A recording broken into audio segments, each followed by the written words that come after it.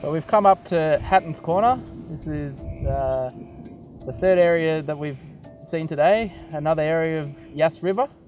And I came up here and I instantly said to the guys, I feel a lot nicer, feel a lot better up this way, and you know, the river's looking pretty good.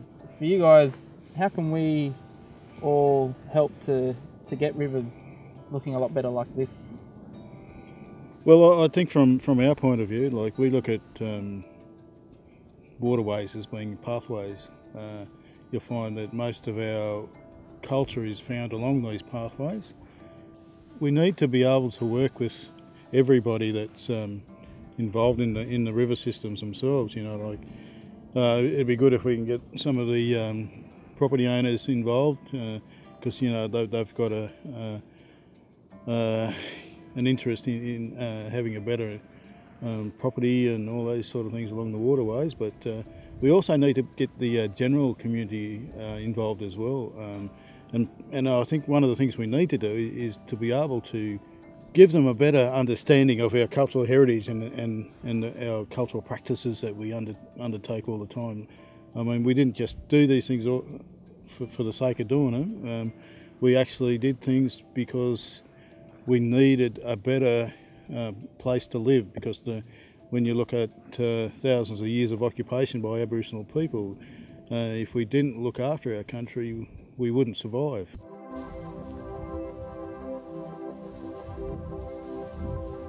We travelled our pathways all the time, so the best part of doing that was that we always took care of country. So, and to be able to do that in this day and age, where there's all these different laws and things that are imposed on everybody, like there's sort of like restrictions these days. So we need to be able to get a more collaborative approach with, like I said, property owners, general community, everybody involved, and you know, developing a better understanding of how we connect with country. And then once they get that understanding, they can then tell us how they want to look after country as well, and we can both work together on it for a better outcome, I think. One thing that our dad always spoke about was getting and learning to adapt to change, and we've always adapted within our culture.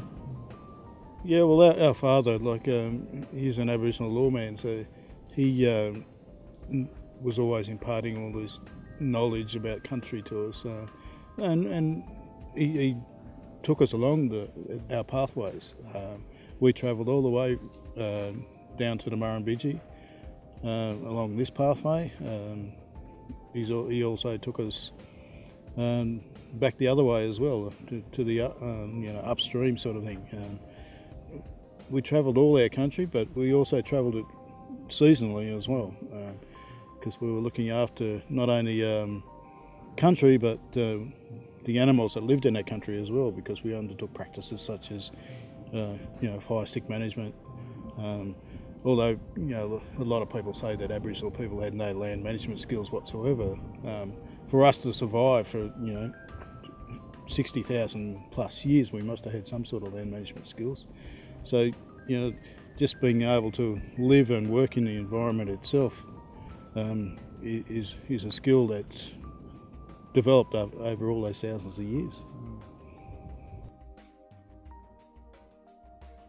That whole river, you looked at it as a whole system. It wasn't just in bits and sections and things. You followed the whole system. We can all do our bit in each part of the system, but we have to look at it as a whole bit more. Because it's been passed down as traditional knowledge, and of course we continue that journey and that with the younger ones, and that for them to have an understanding of our traditional land management, but also our traditional knowledge for the future.